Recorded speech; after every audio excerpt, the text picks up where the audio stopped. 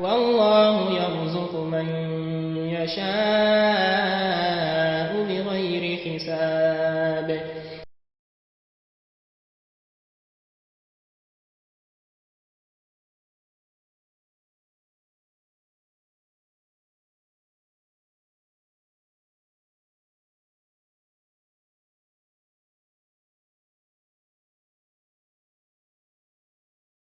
أعوذ بالله السميع العليم من الشيطان الرجيم. بسم الله الرحمن الرحيم. الحمد لله رب العالمين، والصلاة والسلام على أشرف المرسلين نبينا محمد وعلى آله وصحبه أجمعين. اللهم لا علم لنا إلا ما علمتنا إنك أنت العليم الحكيم. اللهم يا معلم إبراهيم علمنا، ويا مفهم سليمان فهمنا. اللهم انفعنا بما علمتنا وعلمنا ما ينفعنا وزدنا علما. اللهم لا سهل إلا ما جعلته سهلا وأنت تجعل الحزن إذا شئت سهلا. Assalamu alaikum wa rahmatullahi wa barakatuh. Toute la louange appartient à Allah subhanahu wa ta'ala. Nous le louons, nous le glorifions. Nous implorons ce secours et nous repartons vers lui et recherchons sa protection contre le mal de nos âmes ainsi que contre les méfaits de nos actes. En vérité, celui qui a la guide, nul ne peut l'égarer. Par contre, celui qui l'égare, personne ne peut le guider. Car on nous guide tous dans le droit chemin et qu'il ne donne de l'égarement. Alhamdulillah, nous sommes toujours dans le chapitre de la prière du vendredi. Le hadith que nous avons aujourd'hui est un hadith rapporté par Jabir, l'un des compagnons du prophète sallallahu alayhi wa sallam, qu'Allah l'agrée. Jabir nous dit أن النبي صلى الله عليه وسلم كان يخطب قائما فجاءت عير من الشام فانفتل الناس إليها حتى لم يبقى إلا 12 رجلا رواه مسلم. Dans ce hadith, Jabir nous dit que le prophète sallallahu alayhi wa sallam faisait le sermon vendredi debout. Soudainement, une caravane de marchandises en provenance de Cham arriva. Et les gens se précipitaient vers elle, puisqu'il ne restait que dans la mosquée que 12 personnes. Le hadith là nous dit qu'un jour, le prophète sallam faisait le sermon du vendredi.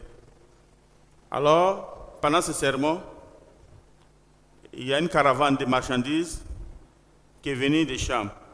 Cham aujourd'hui, c'est la partie qu'on appelle Liban, Syrie, Jordanie, Palestine. C'est la zone là qu'on appelle Cham. En plein sermon, les gens sont quittés. Ils ont quitté la mosquée pour aller vers la marchandise. Et c'est 12 personnes seulement qui sont restées dans la mosquée. 12 personnes seulement sont restées de la mosquée. Donc cet hadith-là renferme beaucoup d'enseignements. Le principal enseignement dans cet hadith, c'est l'une des conditions de la prière de vendredi. Avec quel nombre de personnes on peut effectuer une prière de vendredi? C'est ce que l'hadith vient nous dire. Mais avant de parler de ces conditions, il y a une préoccupation. Comment se fait-il que les Sahaba, les compagnons du prophète sallallahu alayhi wa sallam, qui sont les meilleurs de la communauté, qui sont meilleurs de toutes les communautés, puisque en islam, la meilleure créature, c'est le prophète Mohammed sallallahu alayhi wa sallam. La meilleure communauté, c'est la communauté de Mohammed sallallahu alayhi wa sallam. Alors les meilleurs parmi la communauté de Mohammed, ce sont ses compagnons. Donc après les prophètes et les messagers, il n'y a pas plus meilleur que les compagnons du prophète Mohammed sallallahu alayhi wa sallam. Comment se fait-il qu'en plein sermon, ceux-là quittent le prophète sallallahu alayhi wa sallam pour aller faire des affaires? Ça, c'est une question qui se pose. Certains ulémas ont tenté de répondre à cette question. Ils ont dit que, à l'époque, avant cet événement, qu'on faisait la prière avant le sermon. On faisait la prière avant le sermon. Donc quand la prière est finie, ils n'ont pas trouvé nécessaire de rester pour écouter le sermon, ils sont sortis pour aller vers la marchandise. Il y a certains sahaba, il y a certains ulama qui ont répondu comme ça. C'est après cet événement-là que les règles ont changé, que désormais on fait la prière, on fait le sermon avant la prière. Sinon, avant, on faisait d'abord la prière, ensuite on faisait le sermon. Parce que c'est ce qu'ils ont dit. Ça, c'est pour défendre les sahaba radiallahu ta'ala à nous, et c'est très bien dit. Mais lorsqu'on regarde dans le verset, on voit que ce n'est pas compatible, ce n'est pas qu'on appelle fiable, ce qu'ils ont dit. Puisque Allah dit فَإِذَا قُضِيَتِ الصَّلَاةُ فَانْتَشِرُوا فِي الْأَرْضِ. Il dit lorsque la prière finit, dispersez-vous sur la terre. Allah dit, il n'a pas dit quand le sermon finit. Il a dit si la prière finit. Cela sous-entend que c'est le sermon qui s'est fait avant la prière. Et qu'au temps du prophète sallam, c'était la même chose, la règle n'a pas changé. Depuis lors, on faisait d'abord le sermon du vendredi avant de faire la prière. Donc ça n'a pas changé. Donc la réponse n'est pas convaincante. D'autres aussi, ils ont répondu, ils ont dit que c'est vrai, il y avait un certain besoin à Médine. Les gens étaient dans le besoin. Le temps était dur, très difficile. Donc quand la marchandise est venue, les gens sont sortis pour aller vers la marchandise, mais ne sachant pas qu'ils ont fait quelque chose de mauvais. Ils ne savaient pas que cela était mauvais. Donc, ils sont partis. C'est 12 personnes seulement qui sont restées dans la mosquée. Ces 12 personnes-là, c'est qui? On ne les connaît pas. Mais on est bien sûr, on est sûr que parmi ces 12, il y avait les 4 califes. Il s'agit d'Abou Bakr, ou Omar, ou Ousmane, ou Ali. Ceux-là n'ont pas quitté la mosquée. Donc, voici qu'ils ont là. C'est par rapport à un besoin qu'ils sont sortis.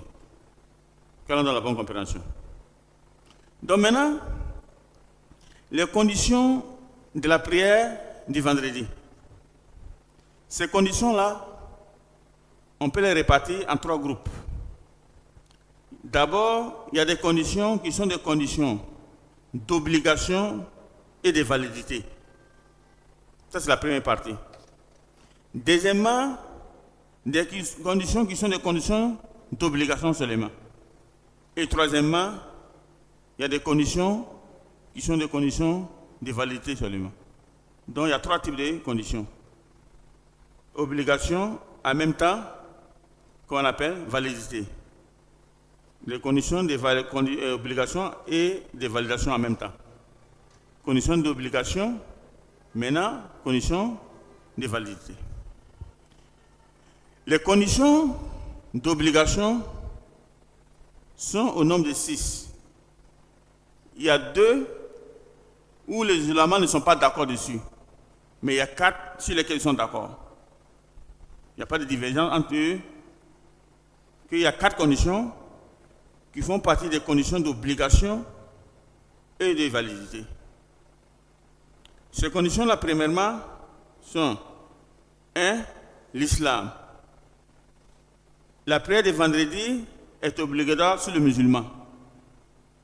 Celui qui n'est pas musulman, la prière de vendredi n'est pas obligatoire sur lui. S'il prie aussi, sa prière ne sera pas acceptée. Voyez-vous? Donc les 2 conditions sont là. Non seulement s'il n'est pas musulman, la prière de vendredi n'est pas obligatoire sur lui. Même s'il prie, pendant qu'il n'est pas musulman, sa prière ne sera pas acceptée.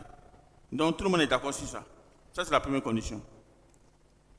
La deuxième condition, c'est le fait d'avoir sa raison, le jus de sa raison. Quelqu'un qui est fou, quelqu'un qui a perdu sa raison, la prière de vendredi n'est pas obligatoire sur lui. Même s'il prie, la prière ne sera pas acceptée. Ça aussi, ils sont d'accord dessus. Troisième condition, c'est la puberté. Il faut que la personne soit pubère. On a dit ici que, en ce qui concerne les enfants, la prière de vendredi n'est pas obligatoire sur eux. Donc, ce n'est pas obligatoire sur eux. Mais s'ils prient, c'est bien. Ces frères seraient acceptés pour leurs parents, mais pas pour eux-mêmes. Puisque lorsqu'on n'est pas privé, tout ce qu'on fait là, on est crié pour nous. On est crié pour nous, on est crié contre nous. Donc tout ce qu'on fait comme du bien, on met sur la balance des pères, des parents. Voyez-vous? Ça c'est troisième. Quatrième condition, où ils sont d'accord encore, parmi les conditions, ils sont des conditions d'obligation et de validité, c'est l'arrivée du temps, c'est-à-dire l'arrivée de l'heure de la prière. Ça veut dire quoi? Si avant l'heure de la prière de Juma, ou bien avant l'heure de la prière de vendredi, la prière n'est pas encore obligatoire. Par exemple, quelqu'un qui veut voyager matin, le vendredi, il peut voyager matin avant l'heure. Il peut voyager le matin avant l'heure. S'il voyage, il n'y a pas de problème. Si la prière lui tout sur la route, il est voyageur, il peut ne pas prier vendredi, il n'y a pas de problème. Il le considère comme voyageur. Donc, mais sur le l'heure, pendant qu'il n'est pas encore sorti, il ne peut plus sortir. S'il sort, en sommeil commun, un péché. Il doit obligatoirement prier avant de sortir, puisque c'est devenu obligatoire sur lui. Mais avant l'heure, il peut sortir. Mais une fois qu'il est assis, qu'il arrive, il a l'obligation de prier d'abord. C'est pourquoi on dit une condition d'obligation. Voyez-vous? Maintenant, on dit aussi que c'est une condition de validité. Lui, s'il prie avant l'heure, sa prière ne sera pas acceptée. Toute prière, que ce soit la prière de vendredi ou autre prière, si on fait ça avant son temps, elle n'est pas acceptée. Ça c'est clair. Puisque le temps fait partie des conditions d'acceptation des actes et des adorations. Si tu fais une adoration avant son temps, elle ne sera pas acceptée. Maintenant, quand tu fais une adoration après son temps, ça est si valable, elle ne sera pas acceptée aussi. Par exemple, toi, le l'heure de la prière de Maghrib, tu ne fais rien, tu regardes le ballon. Le fait de regarder le ballon n'est pas une excuse valable. Oh bien, on n'a pas dit ne pas regarder le ballon, mais il faut venir prier d'abord. Mais toi, tu es assis là, tu regardes le ballon, les passes, tu pries après, ta prière ne sera pas exaucée. Donc, c'est le lieu d'interpeller les gens. C'est le lieu d'interpeller les gens. Il y a des gens, tu dois bien ici, qui prient Isha avant l'heure. Ils prient Isha avant l'heure. Il y a des gens, quand ils prient Maghrib, 15 minutes, 20 minutes après, ils font Isha. Ça, ils ont prié avant l'heure. Cette prière n'est pas acceptée. Puisque pour qu'une adoration soit acceptée, pour qu'une prière soit acceptée, il faut faire la prière à son heure. Et puis, il n'y a pas moins d'une heure entre la prière de Maghrib et celle d'Isha. Si toi, tu pries Isha dans moins d'une heure, entre les deux prières, cette prière n'est pas faite en son temps et la prière ne sera pas acceptée. Également, ceux qui vont assister au match, nous sommes dans la période de Cannes. C'est la Coupe d'Afrique des Nations qui est chez nous ici actuellement.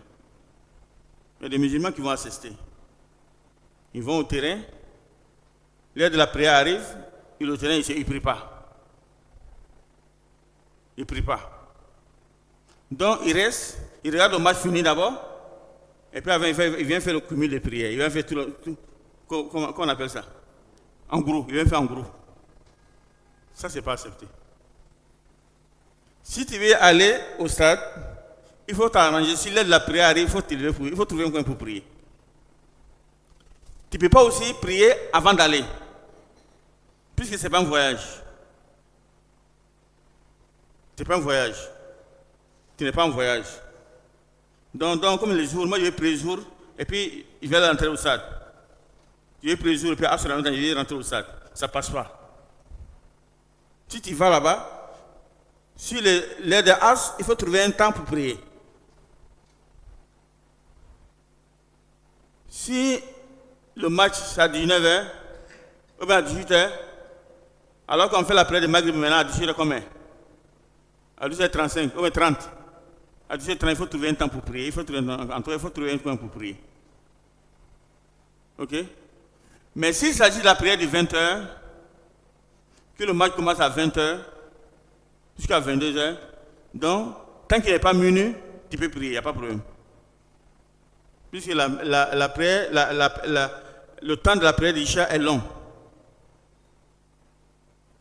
Donc, jusqu'à minuit, on peut prier. Ok? Mais les autres prières, il faut les faire. Quand nous avons la bonne compréhension. Maintenant, quel est le moment de la prière de Juma? Puisque c'est de ça qu'on parle.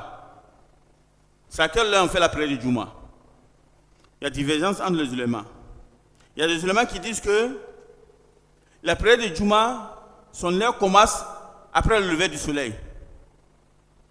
Une fois que le soleil est levé, l'heure de la prière du Juma est arrivée. Mais des manières préférables, il faut faire ça après l'inclinaison du soleil. Ok? C'est-à-dire à l'heure du jour.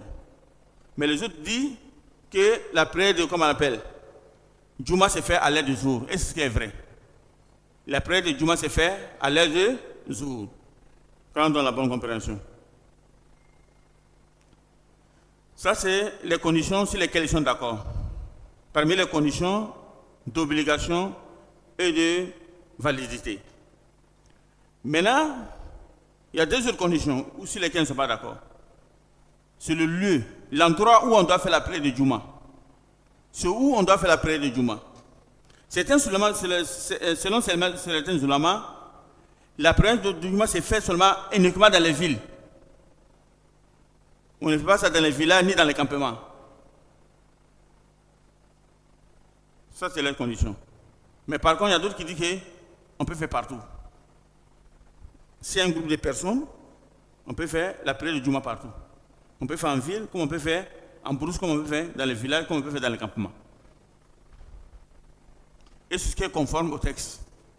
Puisque Abu Huraira rapporte de Umar radiallahu ta'ala anhu que les gens lui écrivent pour le demander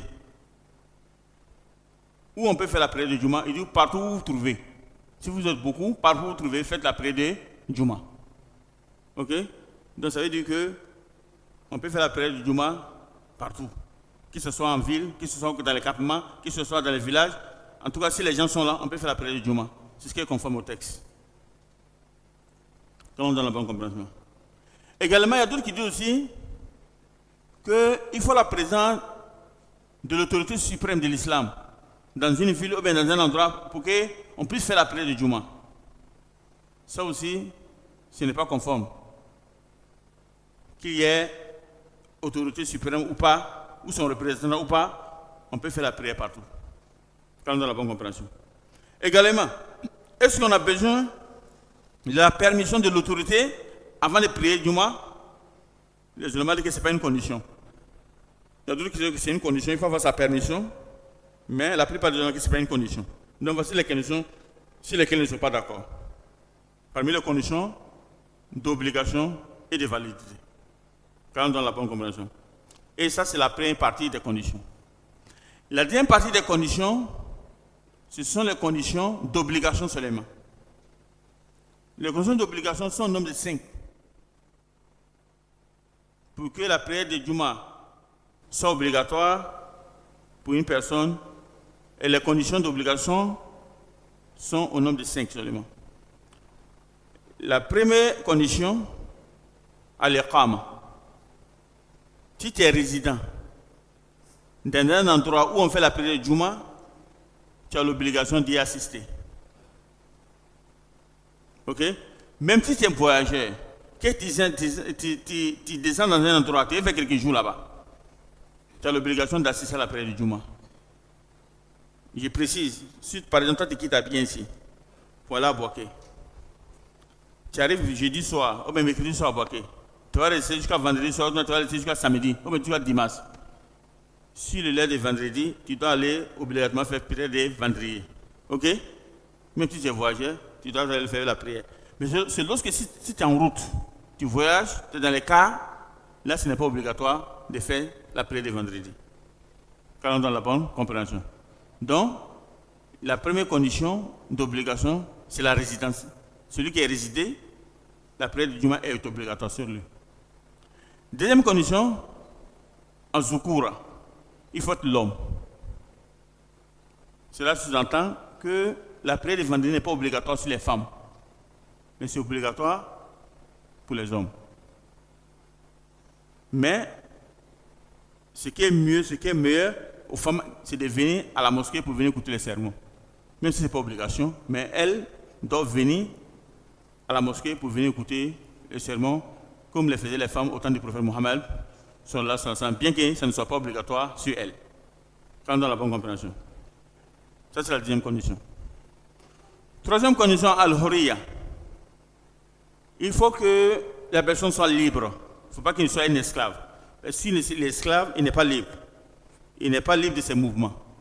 Donc, si quelqu'un qui est libre, il n'est pas esclave de quelqu'un, il a l'obligation d'assister à la prière de Juma.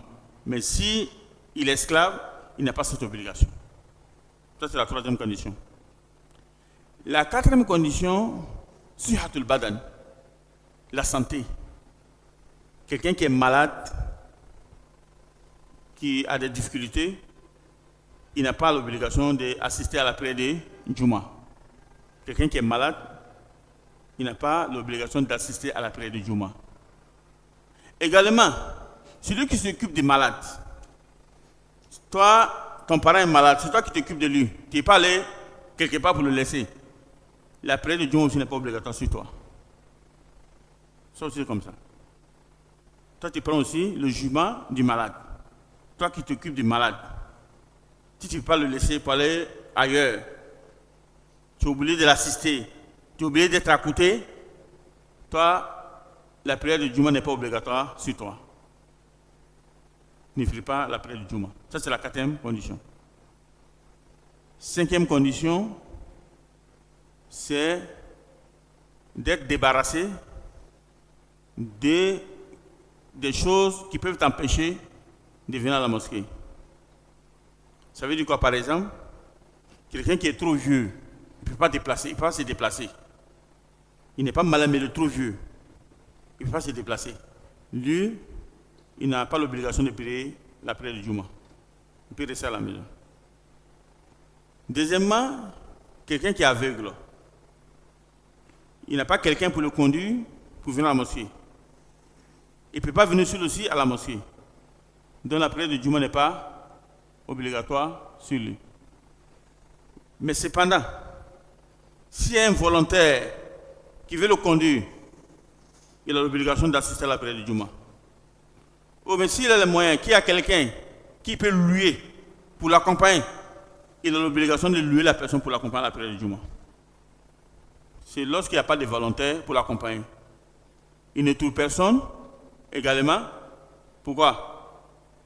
Pour le payer afin de le conduire à la mosquée. En ce moment, il n'a pas l'obligation d'y assister. Il peut prier à la maison. Ok? Ça, ce sont les conditions d'obligation de la prière de Juma, quand on a la bonne compréhension. Maintenant, la troisième partie des conditions, ce sont seulement les conditions de validité. Nous allons parler des conditions qui sont en même temps conditions d'obligation et de validité. Également, nous allons parler des conditions qui sont seulement des conditions d'obligation. Maintenant, les conditions qui sont seulement des conditions de validité. Ces conditions aussi sont au nombre de 4. Ok? La première condition, il faut que la prière soit précédée par sermon. Et le sermon doit prendre en compte quelques éléments qui sont importants. Le premier élément, la louange d'Allah subhanahu wa ta'ala. Il faut louanger Allah subhanahu wa ta'ala. Deuxièmement, l'invocation d'Allah. Il faut qu'on invoque Allah dans le sermon. Troisièmement, le rappel. Il faut qu'il y ait dans le sermon un rappel pour les fidèles. Ça, c'est très important. Ok? Ça, c'est la première condition de validité. On ne peut pas faire une prière de Juma sans sermon. Si on fait une prière de Juma sans sermon, ce n'est pas vendredi. Ok? Donc, en lieu et place, on doit faire la prière du jour. Il faut forcément un sermon qui précède la prière du Juma. Deuxièmement, Al-Jama'a. Il faut qu'il y ait un groupe. avec lequel on va effectuer la prière du Juma. Mais la question qui se pose, combien de personnes? C'est à partir de combien de personnes on peut faire la prière du Juma? Et là, il y a divergence entre les ulémas par rapport à la hadith que nous sommes en train de commenter actuellement. Il y a des ulémas qui disent que pour que la prière de validité soit valide, il faut au moins 40 personnes. Au minimum, 40 personnes. Les 40 personnes sont les personnes sur lesquelles la prière de Juma est obligatoire. Par exemple, je vais dire par là, s'il y a 35 hommes, il y a 5 femmes, on ne peut pas prier. Puisque les 5 femmes là ne font pas des personnes sur lesquelles la prière est obligatoire. Il faut forcément 40 personnes sur lesquelles la prière est obligatoire. Ok? Maintenant, si d'autres s'ajoutent, maintenant, pas de problème.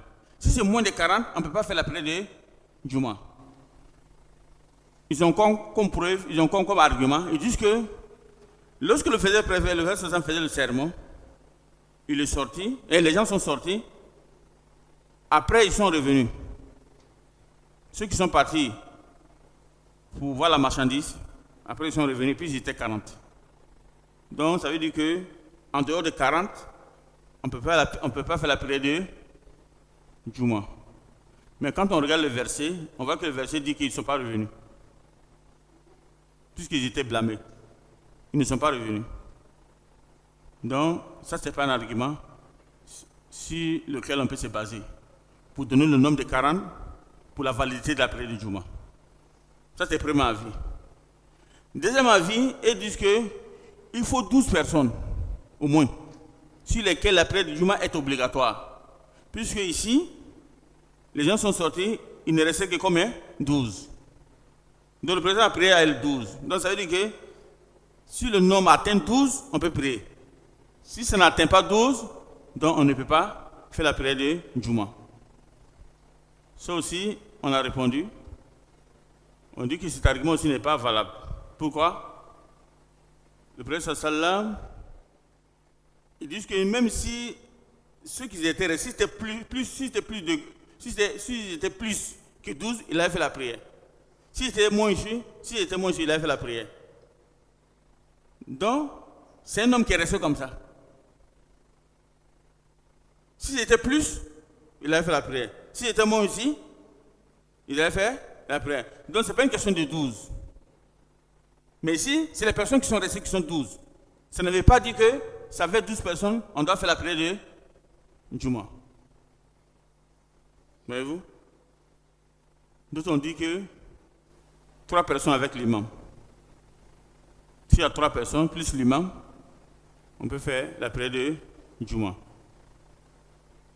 Mais tout cela, il n'y a pas de preuve, il n'y a pas d'argument.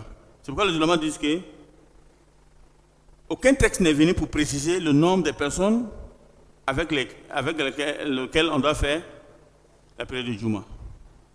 Ce qu'on considère comme Jama, ce qu'on considère comme groupe dans la société, si ces personnes se réunissent, ils peuvent faire la prière de Juma. Si c'est nous, si c'est des personnes qui sont Jama, donc des personnes peuvent faire Juma. Si ça part de 3 ou bien 10, ils peuvent faire la prière de Juma. En tout cas, s'il y a un nombre de personnes, des musulmans quelque part, sans déterminer le nombre, ils peuvent faire la prière de Juma si c'est un groupe. Ok? Et c'est ce qui est valable. Donc il n'y a pas de nombre fixe pour qu'on puisse effectuer la prière de Juma. Quel que soit le nombre, si c'est un groupe déjà, on peut faire la prière de Juma. Ça c'est la deuxième condition de validité. Troisième condition, ils disent qu'il faut que la prière se fasse dans un endroit où tout le monde se retrouve. Ça veut dire on ne doit pas avoir plusieurs mosquées de Juma. C'est ce que ça veut dire, dans le même endroit. Il y a des qui ont conditionné ça, que tout le monde doit se retrouver dans la même mosquée. Mais ça aussi, c'est une condition aussi qui n'est pas acceptée. Puisque s'il y a des raisons valables qui font que les gens ne peuvent pas prier dans la même mosquée, chacun peut prier dans sa mosquée, pas de problème. Voilà. Donc, ce n'est pas une obligation que tout le monde se retrouve dans la même mosquée. Mais si les gens se retrouvent, il y a une grande mosquée, tout le monde se retrouve là, il n'y a pas de problème. Mais par contre, si par rapport à des situations, par rapport à des choses, que chacun prie là-bas, Mais il ne faut pas que les morceaux soient collés. C'est ce qui n'est pas bon. Voilà, si les endroits, puis maintenant toutes les mosquées sont remplies, les gens viennent dans toutes les mosquées, on prie, il n'y a pas de problème. Quand on donne la bonne compréhension. Donc, ce que les gens ont dit, dans ces conditions-là, sont des conditions de quoi? De validité. Maintenant, quatrième condition, il faut que la prière du Juma s'effectue dans un endroit qui est ouvert à tout le monde. Voilà. C'est-à-dire, il ne faut pas qu'il y ait des personnes qui rentrent, il y a des personnes qui ne peuvent pas rentrer. Non. Que ce soit ouvert à tout le monde. Voilà, ça c'est la quatrième condition. Si ces conditions sont remplies, en ce moment, on peut faire la prière de Juma. Quand on donne la bonne compréhension. Donc, c'est ce que l'Hadith nous enseigne. Également, parmi tous les enseignements de l'Hadith, le fait d'assister au sermon est une obligation. Et puis le fait d'écouter aussi le sermon est une obligation. On peut être là et puis ne pas écouter. Si on est là, on a l'obligation d'écouter. C'est ça. Donc il faut écouter le sermon, il faut être là, présent, et puis écouter le sermon. Ça fait partie des obligations de la prière de Juma. Celui qui ne le fait pas. Et puis, en dehors des besoins naturels, on ne doit pas sortir pour autre chose. Sinon on sera blâmé. Par exemple, si on est là, le Juma, si on va rentrer dans les toilettes, on peut sortir. Même si c'est pendant le sermon. On a un besoin naturel, on veut sortir, on peut sortir. Mais si c'est pour aller négocier quelque chose, il faut aller acheter quelque chose, ça c'est interdit. Si pour aller, quelqu'un vient, il a une affaire avec toi, il vient t'appeler en plein sermon, tu sors pour aller régler le problème, ça c'est interdit. Ok? Ça c'est interdit. Mais si c'est pour aller rentrer dans les toilettes, là, ça c'est un besoin naturel, on peut le faire. Quand on a la bonne compréhension, qu'une guérison sur le droit chemin. Ça c'est le premier hadith qu'on devait commenter par rapport aux conditions de la prière. Maintenant, nous avons un deuxième hadith avec lequel nous allons compléter l'intervention de ce soir. L'hadith a été rapporté de Ibn Umar radiallahu ta'ala anhuma, qala Rasulullah sallallahu alayhi wa sallam, man adraka rak'atan min salatil jum'ah falyudfil ukhra wa qad tamma salatuhu, rawahu Nasa'i wa Ibn Majah. Il dit, Ibn Umar nous rapporte que le prophète sallallahu alayhi wa sallam a dit, celui qui gagne une rakat le jour de vendredi avec l'imam, donc il n'a qu'à ajouter une autre rakat pour compléter sa prière. Ok? C'est à partir de quel moment on peut dire à quelqu'un qu'il a eu la rakat avec l'imam? C'est à partir de quel moment? Si tu viens trouver l'imam avant l'inclinaison, avant de faire le coup, tu es rentré avec l'imam, donc tu as eu la rakat. Ok? Ou bien tu l'as trouvé pendant l'inclinaison, tu as un recours, tu es rentré avec lui, tu as eu la rakat. Donc si l'imam fait salam, toi tu te lèves, tu ajoutes une autre rakat. Ok? Là ta prière est complète. Par contre, si toi tu viens trouver l'imam, il s'est levé de l'inclinaison, sans ce moment toi tu es venu. Donc cette rakat là, tu n'as pas eu. Donc ça veut dire que cette prière, tu n'as pas eu la prière de Juma, en lieu et place, tu dois faire quoi? Tu dois prier la prière de Zuhur. Ok? Quand on donne la bonne compréhension. Donc, c'est-à-dire là aussi, renferme beaucoup d'enseignements. Ça veut dire que celui qui gagne une rakat avec l'imam, le jour de vendredi, c'est qu'il a eu la prière de Juma. C'est valable aussi pour toute autre prière. Si tu gagnes une rakat avec l'imam, tu as eu la prière de Jama'a. Mais si tu viens, tu ne gagnes pas la rakat avec, tu as eu la prière, mais tu n'as pas eu la prière de Jama'a et tu n'auras pas les mérites. Quand on a la bonne compréhension. Deuxième enseignement, Rahmatullah bi khalqi. L'hadith montre l'immensité de la grâce divine. Ici, quelqu'un qui a trouvé une partie de la prière, Allah donne les mérites. Mais cela ne veut pas dire que toi, tu as les mêmes mérites que celui qui était là jusqu'au début.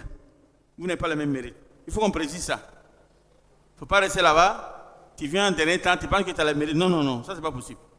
Ceux qui sont venus en premier temps là, ceux qui ont plus de mérite. Tu vas avoir mérite, mais mérite ne sera pas comme ceux qui sont venus premièrement. Comme cela a été présenté dans 10. Le président dit, celui qui vient à la première heure, c'est comme il a quoi? Il a sacrifié chameau. Celui qui vient à la deuxième heure, il a sacrifié quoi? Bœuf. Celui qui vient à la troisième heure, mouton. 4e est quoi? Poulet. 5e est œuf. Et celui qui vient derrière? Hein? Il n'a rien eu. Qu'Allah nous aide, Inch'Allah. Également, la Bible nous montre que c'est une obligation. Lorsqu'on rentre la prière, on doit compléter la prière. Il ne faut pas quitter dans une prière sans la compléter. Maintenant, souvent, s'il y a des situations qu'on veut quitter la prière, il faut lancer salam avant de quitter, même étant debout. Il ne faut pas quitter dans la prière comme ça. Si toi, tu as commencé une prière, il y a quelque chose qui t'oblige à laisser la prière, à couper la prière, tu ne quittes pas comme ça, tu fais salam avant de partir. Puisque c'est une obligation de terminer la prière avant de prier. Et c'est salam qui termine la prière. Quand on donne la bonne compréhension. La Bible montre aussi que le fait d'assister au sermon du vendredi n'est pas une condition pour la célébration de la prière de Juma. Puisqu'on sait que celui qui trouve une rakat avec l'imam, il n'a pas trouvé le sermon. Oui, bien, il n'a pas trouvé le sermon. Mais ce n'est pas une raison pour quelqu'un pour dire qu'il va rester à la maison jusqu'à la fin, il va venir. Ça, c'est pour quelqu'un, il était occupé par autre chose. Il avait une excuse valable, il n'a pas pu avoir le temps pour arriver à temps. Ok? C'est seulement valable pour eux. Mais ceux qui ont le temps, qui restent à la maison, qui ne viennent pas, ceux qui ne sont pas concernés par ces hadiths. Ok? Il faut que les choses soient claires. Quand on donne la bonne compréhension. Également, la Bible nous montre que lorsque tu viens trouver que l'imam a affecté une partie de la prière, ce que toi tu fais, après le salam d'imam, tu complètes, mais tu ne rembourses pas. Ici, le Président a bien dit de compléter, d'ajuster pour compléter sa prière. Il n'a pas dit pour rembourser. Donc, ça, souvent, ça trompe les gens.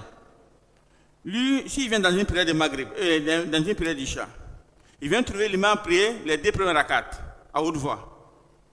C'est pas ça? Lui, il rentre dans la 3e rakat avec l'imam. C'est la 3e rakat qui est considérée comme sa première rakat. Et la 4e est considérée comme sa 2e rakat. S'il a fait salam, il doit se lever pour compléter. Il doit compléter comment? Il doit lire à haute voix ou bien à voix basse? À voix basse. Mais il y a des gens qui lisent à haute voix. Quand il lit à haute voix, c'est comme s'il est en train de rembourser. Pourtant, on complète, on ne rembourse pas. Voyez-vous? Donc là, c'est clair dessus. Pour dire que celui qui vient trouver l'imam a fait déjà effectuer une partie de la prière, ce qu'il fait après l'imam, il complète la prière, mais il ne rembourse pas la prière. Quand on donne la bonne compréhension. La Bible avait dit aussi que celui qui vient, il ne trouve pas une rakat avec l'imam, donc il n'a pas eu la prière du Juma. Par exemple, toi tu viens trouver l'imam a fini l'inclinaison, il s'est levé le jour du vendredi, toi tu es rentré avec l'imam. Donc ça veut dire que tu n'as pas eu la prière du Juma. Donc tu rentres avec quelle intention? Avec la prière du jour. Si l'imam fait salam, tu te lèves, tu fais 4 rakats. Tu fais 4 rakats. Et puis aussi, on a dit que la prière du Juma n'est pas obligatoire sur les femmes. Une femme qui est à la maison, le jour de vendredi, qui n'est pas venue à la mosquée, elle fait 4 rakats, elle ne fait pas 2 rakats. Elle va dire que comme c'est vendredi, c'est 2 rakats. Non, elle fait 4 rakats. Tous ceux qui ne prient pas vendredi, ils prient en lieu et place quoi? La prière de Zuhr. Ok? Donc ici, la personne fait la prière de Zuhr. S'il vient trouver que l'imam a déjà fini l'inclinaison, il trouve l'imam s'est levé de l'inclinaison et puis il rentre avec l'imam, ou bien il a trouvé l'imam dans la dernière prosternation, ou bien il a trouvé l'imam dans Tashahoud. Donc il rentre avec l'imam, mais si l'imam fait salam, il prend l'intention de quoi? De Zuhr, et puis il fait la prière de Zuhr en lieu et place, puisqu'il n'a pas eu la prière de Juma. Ok? Comme dans la bonne compréhension. Dernier enseignement, par rapport à cet hadith, il est permis que l'intention du fidèle soit différente de l'intention de qui? De l'imam. Ici, l'imam avait formé quelle intention? La prière du Juma. Fidèle maintenant formé quelle intention? La prière de Zuhr. Il y a une différence entre les deux questions. Donc il n'y a pas de problème. Dans pareille circonstance. Ok? Quand on a la bonne compréhension, qui nous guide sans cesse sur le droit chemin. Donc voici ce qu'on pouvait dire par rapport à ces hadiths-là, qu'Allah nous guide et nous pardonne, Inch'Allah. Salam alaikum wa rahmatullahi wa barakatuh. والله يرزق من يشاء بغير حساب